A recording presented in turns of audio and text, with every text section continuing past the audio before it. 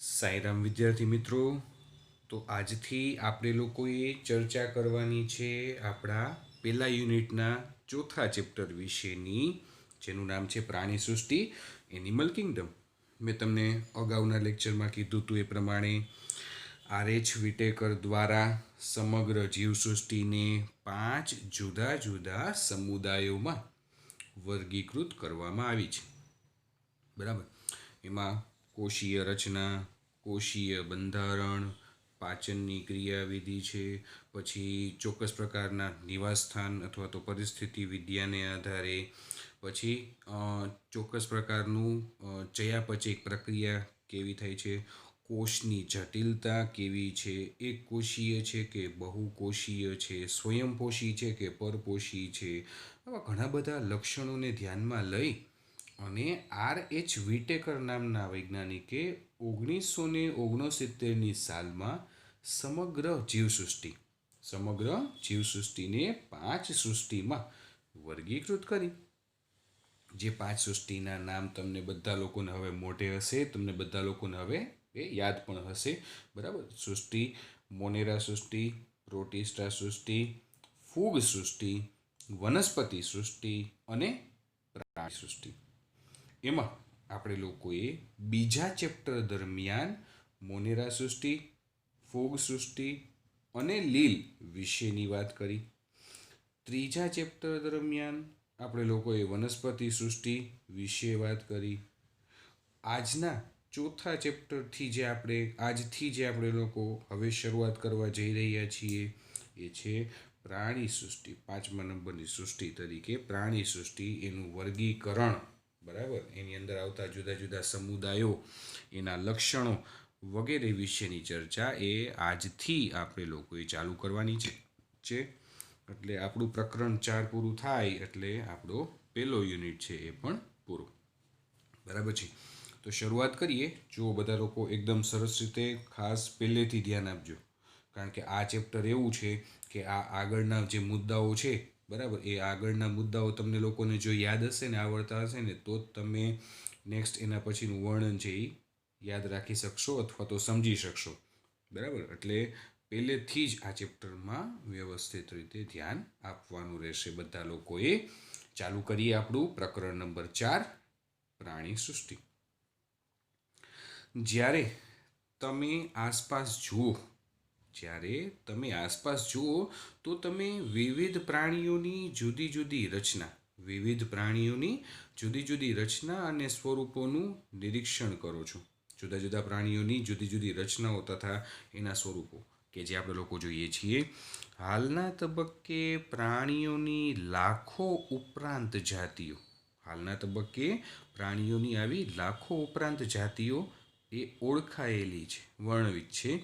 તેમના વર્ગીકરણ માટેની જરૂરિયાત બધી રીતે મહત્વની બને છે. અલગ અલગ પ્રકારની આવી લાખો જાતિઓ અત્યાર સુધીમાં શોધાઈ ગઈ છે.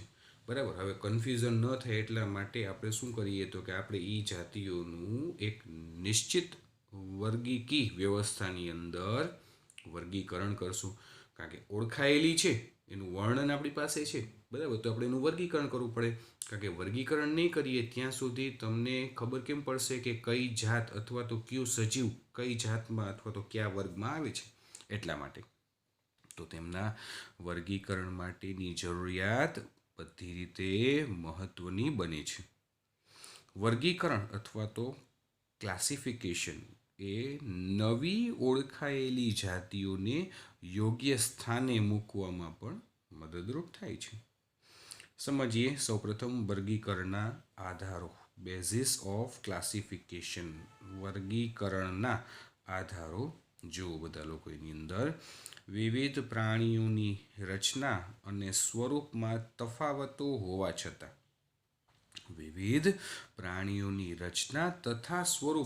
એની રચનાઓમાં પણ તફાવત છે, ફેરફાર છે, વિવિધતા છે, અને સ્વરૂપમાં પણ, બરાબર, તફાવત હોવા છતાં કોષોની ગોઠવણી, દૈહિક સમમિતિ, દેહકોષ્ઠની પ્રકૃતિ, તેની પાચનની રીતો, પરિવહન કે પ્રજનન તંત્ર જેવા પાયાના લક્ષણો, આ બધા એના પાયાના લક્ષણો કીધા છે. એ પાયાના લક્ષણો એ સ્વતંત્ર સજીવોના સંબંધમાં એકરૂપ અથવા તો સરખા પણ છે. પ્રાણી વર્ગીકરણના આધાર તરીકે અને તેમાંના કેટલાકની અહીંયા ચર્ચા કરવા આ લક્ષણો ઉપયોગી છે. ચર્ચાની શરૂઆત કરી આવા લક્ષણોથી. પહેલું લક્ષણ આવે છે આયોજનના સ્તરો. બરાબર, વર્ગીકરણના આધારો. એ વર્ગીકરણના આધાર તરીકે કે તમે કોઈ પણ સજીવ સમુદાય છે, બરાબર, અથવા તો કોઈ પણ તમારી સમક્ષ સજીવ આવે છે, તો એ સજીવનું તમે વર્ગીકરણ કરવા જઈ રહ્યા છો, તો વર્ગીકરણ માટેના પાયાના આધારભૂત એવા પરિબળો ક્યાં, કઈ કઈ વસ્તુ તમારે ધ્યાનમાં લેવી જોઈએ કે જેના આધારે તમે એ જે તે સજીવનું વર્ગીકરણ કરી શકો. તો એમાંનું પહેલું લક્ષણ આવે છે આયોજનના સ્તરો, લેવલ્સ ઓફ ઓર્ગેનાઇઝેશન. જો બધા લોકો, પ્રાણી સૃષ્ટિના દરેક સભ્યો બહુકોષી છે. પ્રાણી સૃષ્ટિના બધા જ જે સભ્યો વર્ગીકૃત થઈ છે આની અંદર, આ સૃષ્ટિમાં, બરાબર છે, એ બહુકોષી છે. છતાં તેમાંના બધા જ પ્રાણીઓ એ કોષોના આયોજનની સરખી રીતો પ્રદર્શિત કરતા નથી. બધા જ પ્રાણીઓ છે એમાં કોષીય આયોજનના સ્તરો, બરાબર, એ સરખી રીત ન હોય. દાખલા તરીકે સમજીએ કે ભાઈ સછિદ્ર સમુદાય, જેની અંદર બધી વાદળીઓનો સમાવેશ થાય છે, તો એ સછિદ્ર સમુદાયના પ્રાણીઓમાં કોષો શિથિલ રીતે ગોઠવાયેલા કે કાર્યની દ્રષ્ટિએ એકબીજા સાથે જોડાયેલા હોતા નથી. એટલે કે તેઓનું આયોજનનું કોષીય સ્તર તેઓ પ્રદર્શિત કરે છે. બરાબર છે. તો આયોજનના સ્તરોની અંદર અહીંયા સૌપ્રથમ પહેલું સ્તર આવે છે કોષીય આયોજન સ્તર. આ કોષીય આયોજન સ્તરની અંદર આપણે લોકો ઉદાહરણ તરીકે લેશું સછિદ્ર સમુદાય, કે જ્યાં એકથી વધુ ઘણા બધા કોષો હાજર છે, પરંતુ એ કોષો પેશીમાં રૂપાંતરિત નથી. કોષોનું રૂપાંતરણ પેશીમાં થયેલું નથી. કોષો હાજર છે, બરાબર, પરંતુ બધા જ કોષો છે એ કેવા છે, દરેક કોષો છે એ સ્વતંત્ર, પોતપોતાનું સ્વતંત્ર અસ્તિત્વ ધરાવે છે. એવું નહીં કે કોષો ભેગા મળીને પેશીમાં રૂપાંતરિત થાય. એટલે કે એના સછિદ્ર સમુદાયના જે પ્રાણીઓ છે એ પ્રાણીઓમાં જે કંઈ પણ શરીરનું જે આયોજન છે એ શરીરનું આયોજન કોણ કરે છે, કોષો કરે છે. તો આ પ્રકારના આયોજનના સ્તરને શું નામ આપવામાં આવ્યું છે અહીંયા, કોષીય આયોજન સ્તર. કોષીય સ્તરે શરીરનું દૈહિક આયોજન, શરીરની દેહધાર્મિક પ્રક્રિયા કોણ કરે છે, કોષ કરે છે. એટલા માટે કોષીય આયોજન સ્તર અહીંયા નામ આપવામાં આવેલું છે. તો એ કોષીય સ્તર સેલ્યુલર લેવલ તરીકે પ્રદર્શિત કરે છે. પછી કોષો વચ્ચે કાર્યની દ્રષ્ટિએ કેટલાક વિભાજન થાય છે. કોષ્ઠાંત્રીઓમાં કોષોની ગોઠવણી વધુ જટિલ છે. તો અહીં સમાન કાર્ય ધરાવતા કોષો, જોયું, સમાન કાર્ય ધરાવતા કોષો ભેગા મળી અને પેશી બનાવે છે. એટલે કે પેશીઓના સ્વરૂપમાં એ ગોઠવાય છે, જેને પેશી સ્તરીય આયોજન કહે છે. બરાબર. તો પહેલું આયોજનનું સ્તર આપણે ભણ્યા, કોષીય આયોજનનું સ્તર.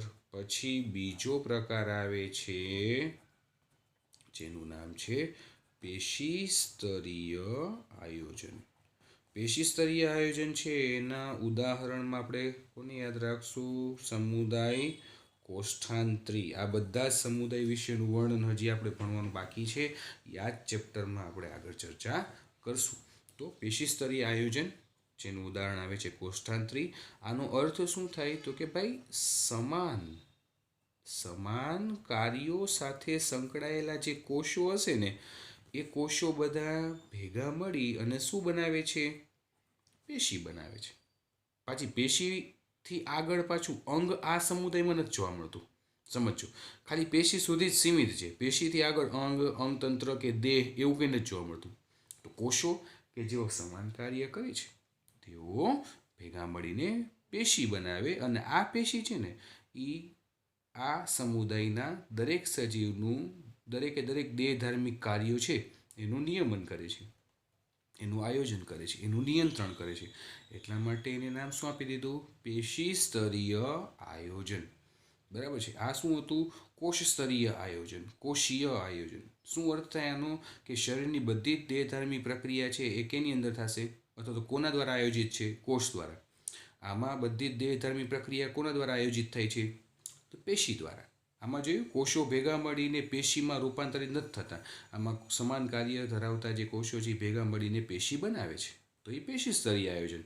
તો આ સૌથી સરળ સ્વરૂપ. આ એનાથી થોડુંક વધારે જટિલ સ્વરૂપ, પેશી સ્તરીય આયોજન. ઉદાહરણ તરીકે કોષ્ઠાંતરી.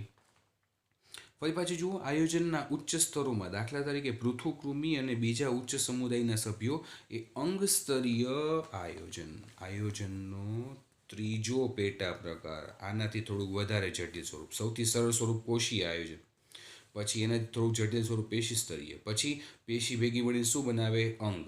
તો અંગ સ્તરીય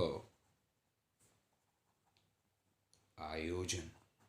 અને અંગ સ્તરીય આયોજનમાં ઉદાહરણ તરીકે આપણે યાદ રાખશું પૃથુકૃમિ પ્લસ અન્ય ઉચ્ચ કક્ષાના સમુદાયો, ઘણા બધા આવે છે એટલા માટે. તો અંગ સ્તરીય આયોજન. પૃથુકૃમિ અને બીજા ઉચ્ચ સમુદાયના સભ્યો એ અંગ સ્તરીય આયોજન. નામ પ્રમાણેનો મિનિંગ શું થાય? નામ પ્રમાણેનો મિનિંગ એવો થાય કે અંગ સ્તરીય આયોજન છે એ કોણ કરશે? અંગ દ્વારા થશે. અંગ દ્વારા થશે આયોજન. એનો અર્થ શું થાય? તો એનો અર્થ એવો થાય છે કે અહીંયા અંગ સ્તરીય જે આયોજન થતું હોય ને, ત્યાં સમાન કાર્ય ધરાવતા કોષો કે જેઓ ભેગા મળી અને પેશી બનાવશે, અને આવી સમાન પેશીઓ કે જેઓ ભેગી મળી અને અંગનું નિર્માણ કરે. આમાં શું હતું? માત્ર કોષો કાર્યરત હતા. આમાં કોષો ભેગા મળીને પેશી બનાવે, એટલે પેશી સ્તરીય આયોજન. આમાં કોષો ભેગા મળીને પેશી બનાવે, પાછું પેશીઓ ભેગી મળીને અંગ બનાવે. એને શું કહેવાય? અંગ સ્તરીય આયોજન. એને શું નામ આપવામાં આવ્યું છે? અંગ સ્તરીય આયોજન. તો અંગ સ્તરીય આયોજન ધરાવે છે કે જ્યાં પેશીઓ, જોયું, જ્યાં પેશીઓ ચોક્કસ કાર્ય માટે ભેગી મળી અંગોની રચના કરે છે. ત્યારબાદ નુપુરક, સંધિપાદ, મૃદુકાય, શૂળત્વચી અને મેરુદંડી જેવા પ્રાણીઓમાં, નુપુરક, સંધિપાદ, મૃદુકાય, શૂળત્વચી અને મેરુદંડી જેવા પ્રાણીઓમાં અંગો એ કાર્યકીય તંત્રના સ્વરૂપમાં એકત્રિત થયેલા છે. કાર્યકીય રીતે, કાર્યની દ્રષ્ટિએ અંગો છે એ તંત્રના સ્વરૂપે એકત્રિત થયેલા હોય છે, તથા દરેક તંત્ર એ ચોક્કસ દેહધાર્મિક કાર્ય સાથે સંકળાયેલ હોય. આ પ્રકારના આયોજનને અંગતંત્ર સ્તરીય આયોજન કહે છે. તો ફરી પાછો જટિલતાનો ક્રમ આગળ વધશે. ચોથો પ્રકાર આયોજનના સ્તરનો, જેનું નામ છે અંગતંત્ર સ્તરીય આયોજન. ઉદાહરણ તરીકે નુપુરક છે, મેરુદંડી છે, શૂળત્વચી છે, ત્યારબાદ મૃદુકાય છે. કહેવાનો તાત્પર્ય શું છે?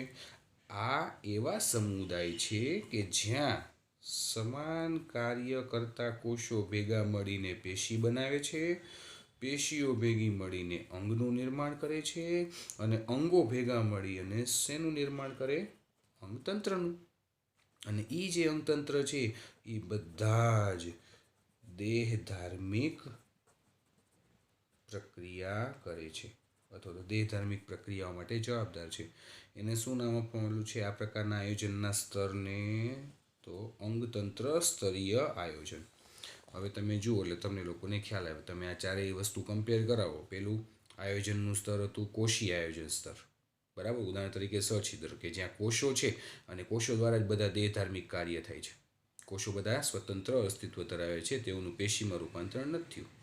તો એ કોષીય આયોજન. પછી પેશી સ્તરીય આયોજન કોષ્ઠાંતરી, જેમાં સમાન કાર્યો ધરાવતા કોષો, સમાન કાર્યો કરતા કોષો કે જેઓ ભેગા મળીને પેશીમાં રૂપાંતરિત થાય છે. પછી અંગ સ્તરીય આયોજન, પેશીઓ ભેગી મળીને શું બનાવશે? અંગ. કોષો ભેગા મળીને પેશી બનાવશે, પેશી ભેગી મળીને અંગ બનાવશે. ઉદાહરણ તરીકે પૃથુકૃમિ અને અન્ય ઉચ્ચ એવા સમુદાયો.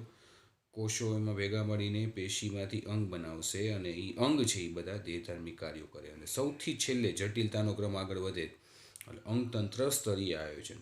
ઉદાહરણ તરીકે નુપુરક, મેરુદંડી, મૃદુકાય, શૂળ, ત્વચી વગેરે કે જ્યાં કોષો છે એ ભેગા મળીને પેશી તો બનાવશે, પરંતુ પેશીઓ અંગ અને અંગતંત્રનું નિર્માણ કરે. અને એ અંગતંત્ર છે કે જે આ પ્રાણીઓના શરીરમાં બધી જ દેહધાર્મિક પ્રક્રિયાનું આયોજન કરે છે.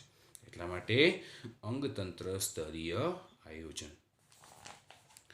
પ્રાણીઓના જુદા જુદા સમૂહોના અંગતંત્રો વિવિધ રીતોની જટિલતા પ્રદર્શિત કરે છે. ઉદાહરણ તરીકે પૃથુકૃમિના પાચન તંત્રમાં મુખદ્વાર અને મળદ્વાર બંને માત્ર એક જ સામાન્ય દ્વાર મારફતે દેહની બહાર ખુલે છે, જેને અપૂર્ણ પાચન તંત્ર તરીકે ઓળખવામાં આવે છે. સમજો બધા લોકો, જટિલતાનો ક્રમ અહીંયા સમજાવ્યો છે કે ભાઈ પૃથુકૃમિ સમુદાય છે કે જે આ પૃથુકૃમિ સમુદાયના પ્રાણીઓમાં મળદ્વાર પ્લસ મુખદ્વાર કે જે એક જ છિદ્ર સ્વરૂપે ખુલે છે. મુખદ્વાર અને મળદ્વાર એ બંનેનું એક જ એન્ટ્રન્સ એક જ છે અને એક્ઝિટ એક જ, એવું કહેવા માગે છે. આપણા કિસ્સામાં શું છે, તો આપણા કિસ્સામાં આપણો જે પાચન માર્ગ છે એ પાચન માર્ગમાં મુખદ્વાર અલગ છે અને મળદ્વાર અલગ છે. પરંતુ આ એવો સમુદાય છે કે જ્યાં મુખદ્વાર જે છે એ જ એનો મળદ્વાર પણ છે. જ્યારે એને પોષણ લેવાનું હોય, ખોરાક લેવાનો હોય, તો એ જે છિદ્ર દ્વારા લે એ છિદ્રને મુખદ્વાર કહેશું.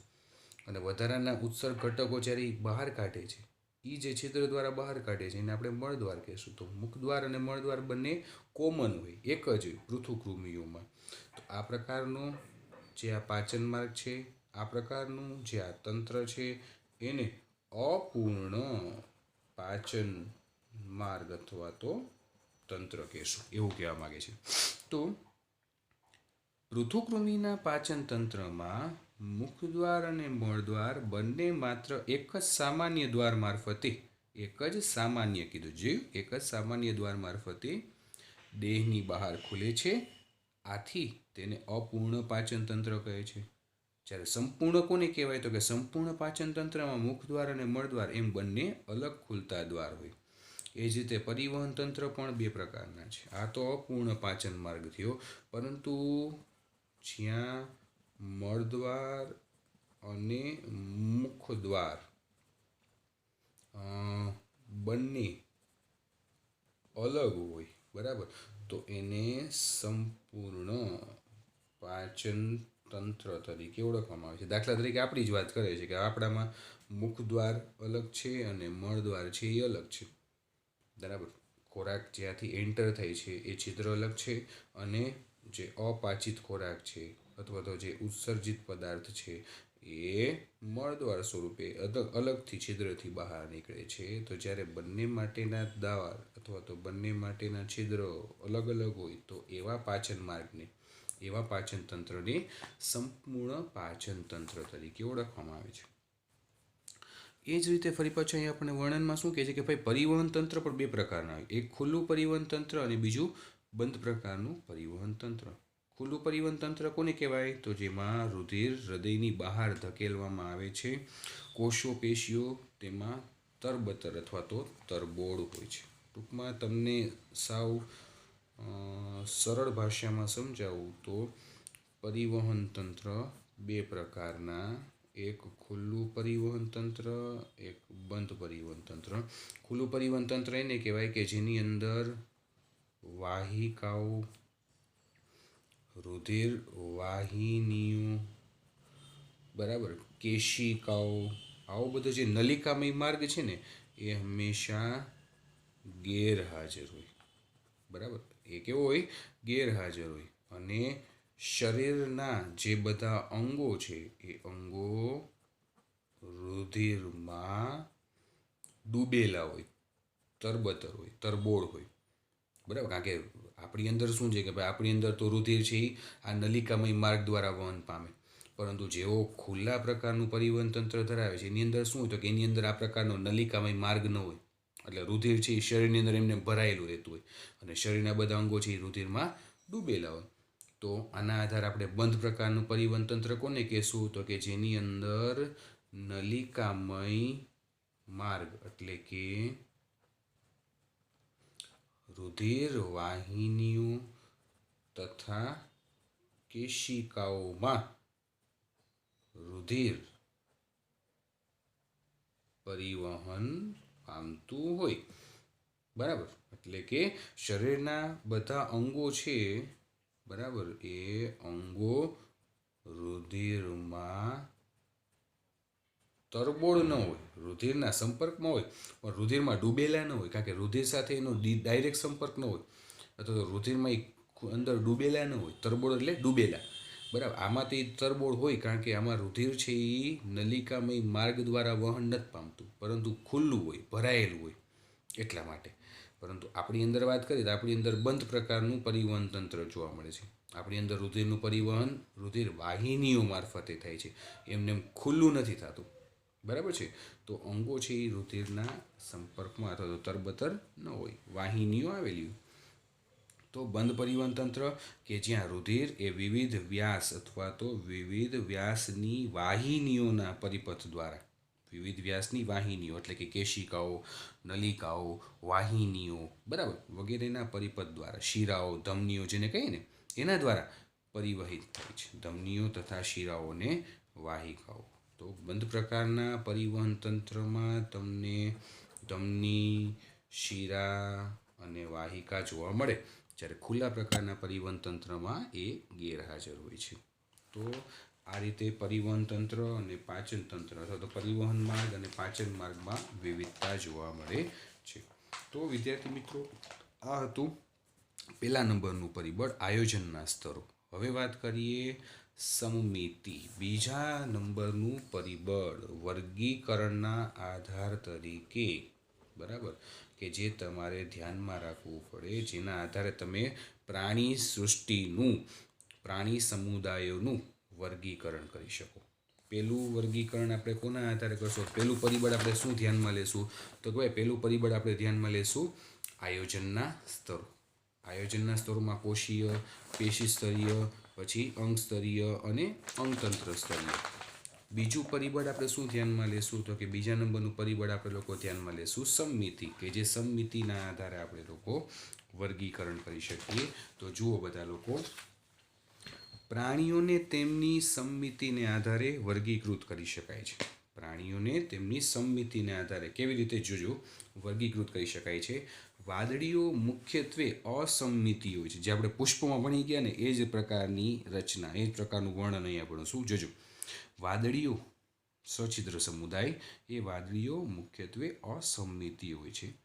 એટલે કે જો મધ્ય અક્ષમાંથી પસાર થતી ધરી, સમજો, મધ્ય અક્ષમાંથી પસાર થતી ધરી પ્રાણી શરીરને સરખા ભાગમાં વિભાજિત ન કરે તો તેને અસમમિતિ કહે છે. તો સમમિતિના આધારે પહેલો પ્રકાર શું આવે છે?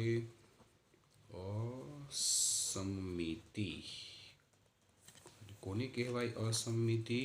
તો તમે પ્રાણી શરીરના મધ્ય અક્ષમાંથી પસાર થતી ધરી, એ પસાર થતી ધરી પ્રાણી શરીરને બે સરખા ભાગમાં વિભાજિત ન કરે, પ્રાણી શરીરને બે સરખા ભાગમાં વિભાજિત ન કરે તો તેવી સમમિતિને અસમમિતિ તરીકે ઓળખવામાં આવે છે. આ પ્રકારના શરીરને અસમમિતિય કહે છે. જ્યારે પ્રાણી શરીરના મધ્ય અક્ષમાંથી પસાર થતી ધરી એ સજીવને બે સરખા ભાગમાં વિભાજિત કરે તો તેને અરીય સમમિતિ કહે છે. બરાબર, આનું ઉદાહરણ આપણે લોકો યાદ રાખશું, વાદળીઓ અથવા તો સછિદ્ર સમુદાય. હવે બીજો પ્રકાર એવું સમમિતિનો અરીય સમમિતિ. અરીય સમમિતિનો અર્થ શું થાય? તો સેમ આના ઉપરથી જો વ્યાખ્યા લખું છું એટલે તમને લોકોને ખ્યાલ આવે. તમારી સામે ત્રણેય વ્યાખ્યા હોય તો મધ્ય અક્ષમાંથી પસાર થતી ધરી, મધ્ય અક્ષમાંથી પસાર થતી ધરી પ્રાણી શરીરને જો બે સરખા ભાગમાં વિભાજિત કરે, જો પ્રાણી શરીરને બે સરખા ભાગમાં વિભાજિત કરે તો તેને અરીય સમમિતિ કહેવાય. તો આપણે એને શું કહેશું?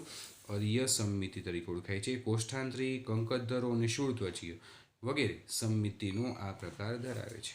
કોષ્ઠાંતરી, આના ઉદાહરણ તરીકે યાદ રાખશું, કોષ્ઠાંતરી, કંકતધરો અને શૂળત્વચી સમુદાય. આ બધા સમુદાય આપણે હજી વ્યક્તિગત ભણવાના બાકી છે. હજી તો આપણે પહેલાં પરિબળોને ધ્યાનમાં લઈએ છીએ કે ભાઈ વર્ગીકરણના આધારભૂત પરિબળો કયા કયા છે જેને તમે ધ્યાનમાં લઈને વર્ગીકરણ કરી શકો. તો પહેલું પરિબળ આપણે જોયું આયોજનના સ્તરો. બીજું પરિબળ અત્યારે આપણું ચાલુ છે સમમિતિ.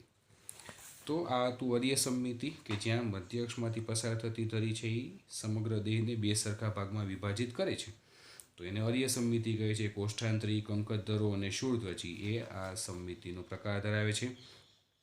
ત્યારબાદ નુપુરક અને સંધિપાદ વગેરે સમુદાયના પ્રાણીઓ કે જ્યાં પ્રાણી શરીરને મધ્યક્ષ પર કોઈ એક જ ધરીથી, મધ્યક્ષ પર ખરા પરંતુ કોઈ એક જ દિશામાંથી બે સરખા ડાબા અને જમણા ભાગમાં વિભાજિત કરાય તો આવી સમમિતિને દ્વિપાર્શ્વ સમમિતિ કહે છે. એમાં જોવા મળે છે નુપુરક અને સંધિપાદમાં આવું જોવા મળ્યું છે. જોજો ફરક શું છે આ ત્રણેય વ્યાખ્યા વચ્ચે. દ્વિપાર્શ્વ સમમિતિ, બરાબર. આમાં શું થાય તો કે મધ્ય અક્ષમાંથી પસાર થતી ધરી, મધ્ય અક્ષમાંથી પસાર થતી ધરી જો પ્રાણી શરીરને કોઈ એક જ દિશાએથી બે સરખા ભાગમાં વિભાજિત કરે તો તેને દ્વિપાર્શ્વ સમમિતિ કહે છે. બરાબર. મધ્ય અક્ષમાંથી પસાર થતી ધરી જો પ્રાણી શરીરને કોઈ એક જ દિશાએથી, આમાં શું હતું? મધ્ય અક્ષમાંથી પસાર થતી ધરી પ્રાણી શરીરને જો બે સરખા ભાગમાં, બરાબર, મતલબ કોઈ પણ દિશામાં, તમે એમ કહી શકો કે પરિઘવર્તી અથવા તો કોઈ પણ ત્રિજ્યાએ જો એ બે સરખા ભાગમાં વિભાજિત થાય તો અરીય સમમિતિ. અને આમાં શું કીધું છે કે શરીરને કોઈ એક જ દિશાએથી જો એ બે સરખા ભાગમાં વિભાજિત કરે તો એને દ્વિપાર્શ્વ સમમિતિ કહે છે. અને એના ઉદાહરણમાં આવશે નુપુરક તથા સંધિપાદ સમુદાયના પ્રાણીઓ. તો આ હતું સમમિતિને આધારે એનું વર્ગીકરણ. અસમમિતિ, અરીય સમમિતિ અને દ્વિપાર્શ્વ સમમિતિ. શું ફરક છે ત્રણેયમાં? અસમમિતિ એટલે મધ્યક્ષમાંથી પસાર થતી ધરી બે સરખા ભાગમાં ડિવાઈડ ન કરે. અરીય સમમિતિમાં મધ્યક્ષમાંથી પસાર થતી ધરી કોઈ પણ પ્રાણી શરીરને કોઈ પણ ત્રિજ્યાવર્તી દિશામાં બે સરખા ભાગમાં ડિવાઈડ કરે, બરાબર, તો અરીય. અને દ્વિપાર્શ્વ સમમિતિમાં મધ્યક્ષમાંથી પસાર થતી ધરી જો પ્રાણી શરીરને કોઈ એક જ દિશાએથી બે સરખા ભાગમાં ડિવાઈડ કરે, ઉદાહરણ તરીકે નુપુરક અને સંધિપાદ. તો વિદ્યાર્થી મિત્રો, આ હતું બીજા નંબરનું લક્ષણ અથવા તો બીજા નંબરનું પરિબળ જેનું નામ હતું સમમિતિ. ત્યારબાદ આવે છે દ્વિગર્ભસ્તરીય અને ત્રિગર્ભસ્તરીય. દ્વિગર્ભસ્તરીય અને ત્રિગર્ભસ્તરીય આયોજન. આ ત્રીજા નંબરનું પરિબળ. ત્રીજા નંબરનું પરિબળ કે જે આપણે વર્ગીકરણ માટે ધ્યાનમાં રાખવું પડે, એક છે દ્વિગર્ભસ્તરીય, નામ પ્રમાણે તમે એનું મિનિંગ એ કહી શકો, અને ત્રિગર્ભસ્તરીય આયોજન. દ્વિગર્ભસ્તરીય અને ત્રિગર્ભસ્તરીય આયોજન. તો જુઓ બધા લોકો, કોને કહેવાય, આનો અર્થ શું થાય? પ્રાણીઓ કે જેમાં કોષો બે ગર્ભીય સ્તરોમાં ગોઠવાય, એવા પ્રાણીઓ કે જેમાં ગર્ભમાં બે સ્તરો આવેલા, અથવા તો જ્યારે એની અંદર ગર્ભ અથવા તો કોઈ પણ પ્રાણી ગર્ભિત સ્વરૂપમાં હોય, ગર્ભના સ્વરૂપે હોય, ત્યારે એની ફરતે બે જ સ્તર આવેલા હોય, એક બહારનું બાહ્ય ગર્ભસ્તર અને બીજું અંદરનું અંતઃગર્ભસ્તર. તો તેને દ્વિગર્ભસ્તરીય કહેવાય. દાખલા તરીકે કોષ્ઠાંત્રીય. શું કીધું કે એવા પ્રાણીઓ કે જેની ફરતે બે ગર્ભીય સ્તર આવેલા છે. દ્વિગર્ભસ્તરીય એટલે શું? પ્રાણીઓ કે જેની ફરતે બે ગર્ભીય સ્તરો આવેલા હોય. બરાબર. એક બહારનું જેને કહેવાય બાહ્ય ગર્ભસ્તર અને બીજું અંદરનું જેને કહેવાય અંતઃગર્ભસ્તર. તો માત્ર બે જ સ્તરોમાં વિભાજિત થતા હોય એને કહેવાય દ્વિગર્ભસ્તરીય, અને એનું ઉદાહરણ આવશે કોષ્ઠાંત્રી.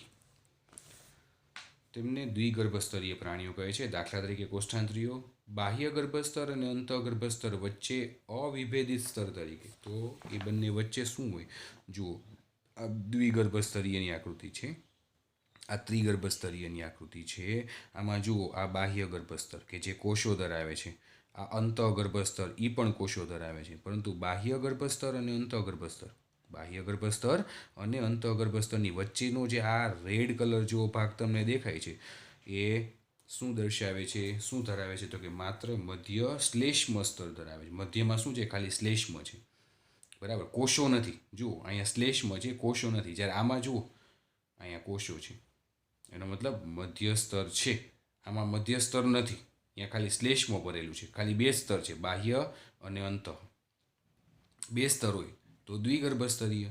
આમાં જુઓ, બાહ્ય ગર્ભસ્તર છે, પછી મધ્ય ગર્ભસ્તર છે, પછી અંતઃગર્ભસ્તર છે, ત્રણ સ્તર છે, તો ત્રિગર્ભસ્તરીય. ફરક શું છે બંનેમાં? તો કે બંનેમાં ફરક એટલો છે કે જે આ મધ્યમાં જે આ રેડ કલરનો ભાગ છે, એ આમાં છે, એ શું છે, શું ધરાવે છે? તો કે કોઈ કોષો નથી ધરાવતું, ખાલી શ્લેષ્મ ધરાવે છે. જ્યારે આમાં શું છે? જુઓ, એ કોષો ધરાવે છે.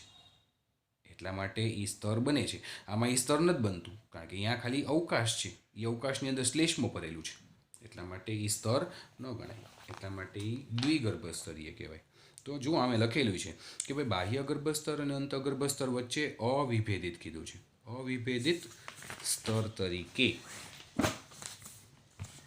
અવિભેદિત સ્તર તરીકે મધ્ય શ્લેષ્મ સ્તર આવેલું હોય છે. બરાબર, બાહ્ય ગર્ભસ્તર છે, અંતઃગર્ભસ્તર છે, પરંતુ એ બંનેની વચ્ચે અવિભેદિત એવું મધ્યમાં શ્લેષ્મનું બનેલું સ્તર આવેલું છે. શ્લેષ્મ છે, કોષો નથી આવેલા, કોષીય સ્તર નથી આવેલું. એટલા માટે એ દ્વિગર્ભસ્તરીય છે. હવે જે પ્રાણીઓમાં વિકાસ પામતો ભ્રૂણ, સમજો, જે પ્રાણીઓમાં વિકાસ પામતો ભ્રૂણ એ બાહ્ય ગર્ભસ્તર અને અંતઃગર્ભસ્તર વચ્ચે ત્રીજું ગર્ભીય સ્તર એટલે કે મધ્ય ગર્ભસ્તર ધરાવે. વિકાસ પામતો ભ્રૂણ કેની વાત કરે છે? ત્રિગર્ભસ્તરીયની, કે જ્યાં પ્રાણીઓમાં ગર્ભ અથવા તો ભ્રૂણની ફરતે ત્રણ સ્તરો આવેલા હોય. એ ત્રણ સ્તરો ક્યાં ક્યાં હોય? તો કે એક તો બહારનું કોમન છે, જેને બાહ્ય ગર્ભસ્તર કીધું છે. બાહ્ય ગર્ભસ્તર પછી મધ્યમાં ફરી પાછું બીજું એક ગર્ભનું સ્તર આવેલું છે, મધ્ય ગર્ભસ્તર. અને સૌથી અંદરનું ફરી પાછું કોમન, અંતઃગર્ભસ્તર. તો બાહ્ય ગર્ભસ્તર, મધ્ય ગર્ભસ્તર અને અંતઃગર્ભસ્તર. જોયું, અહીંયા શ્લેષ્મ સ્તર નથી, પરંતુ મધ્ય ગર્ભસ્તર છે. જ્યારે આમાં શું હતું? આ બંને વચ્ચે મધ્ય ભાગમાં અવિભેદિત એવું શ્લેષ્મનું સ્તર આવેલું હતું. જ્યારે ત્રિગર્ભસ્તરીય શું કામ કીધું? તો કે ત્રણ ગર્ભીય સ્તરો ધરાવે છે. ક્યાં ક્યાં? બાહ્ય, મધ્ય અને અંતઃ. ત્રણ ગર્ભીય સ્તરો. બરાબર છે. તો ત્રીજું ગર્ભસ્તર એ મધ્ય ગર્ભસ્તર ધરાવે તો તેવા પ્રાણીઓને ત્રિગર્ભસ્તરી પ્રાણીઓ કહે છે. ઉદાહરણ તરીકે પૃથુકૃમિથી માંડી અને મેરુદંડી સુધી. પૃથુકૃમિથી મેરુદંડી સમુદાયના પ્રાણીઓ એ બધા ત્રિગર્ભસ્તરીય આયોજન ધરાવે છે. તો વિદ્યાર્થી મિત્રો, આજના ટોપિકમાં આપણે લોકોએ ચર્ચા કરી પ્રાણી સૃષ્ટિના વર્ગીકરણીય એવા આધાર વિશે. એમાં આપણે લોકોએ હજી 3 એવા આધારો પૂરા કર્યા. પહેલા આધારની અંદર આપણે આયોજનના સ્તર વિશે વાત કરી, બીજા નંબરનો આધાર અથવા તો પરિબળ એટલે સમમિતિ વિશે વાત કરી, અને ત્રીજા નંબરનું પરિબળ દ્વિગર્ભ સ્તરીય અને ત્રિગર્ભ સ્તરીય વિશે વાત કરી. હવે પછીનું જે ચોથા નંબરનું પરિબળ છે 4.1.4 એટલે કે દેહ કોષ્ઠ, ત્યાંથી આપણે લોકોએ નેક્સ્ટ લેક્ચરથી શરૂઆત કરવાની છે. અહીંયા સુધીમાં આશા રાખું છું કે આવડી ગયો હશે, સમજાઈ ગયો હશે. ન સમજાય તો 1 થી 2 વખત પહેલાં વિડીયો રિવાઇન્ડ કરીને જોજો, અને 2 થી 3 વખત એક વખત વાંચી લેજો એવું લાગે તો ટેક્સ્ટબુકમાં. પછી કંઈ પણ ન સમજાણું હોય, કંઈ પણ ડાઉટફુલ હોય તો તમે લોકો મને ચોક્કસથી સંપર્ક કરી શકો છો, જણાવી શકો છો. Thank you. સાઈરામ.